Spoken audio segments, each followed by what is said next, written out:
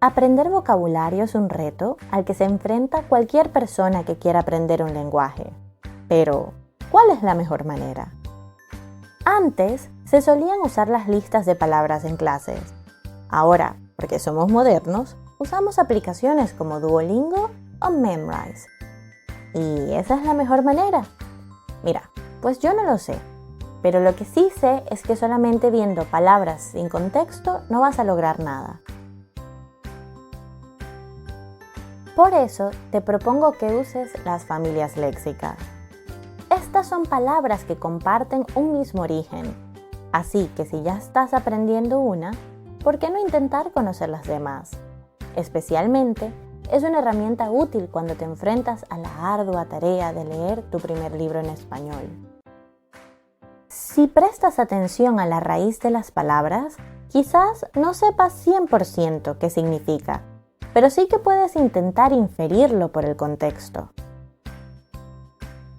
Mira un ejemplo. Tienes el verbo caminar. Toma la raíz, que es camin, y ahora mira estas palabras. El camino, la caminante, la caminadora. ¿Sabes qué significan? Quizás no, pero seguro que puedes ver que todas comienzan con camin. Y pasar de no saber nada de nada a saber que tienen algo que ver con el verbo caminar puede ayudar. Ahora míralas en contexto. Hacer el Camino de Santiago es un reto que muchas personas quieren tomar. En Juego de Tronos, los caminantes blancos son un grave problema. En el gimnasio, la caminadora es la máquina que menos me gusta. ¿Ya te hiciste una idea? Pues mira sus significados.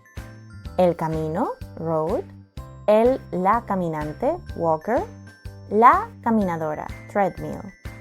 ¿Verdad que es un buen truco? Sí, sabemos que no siempre es fácil, pero inténtalo y verás que podrás expandir tu vocabulario.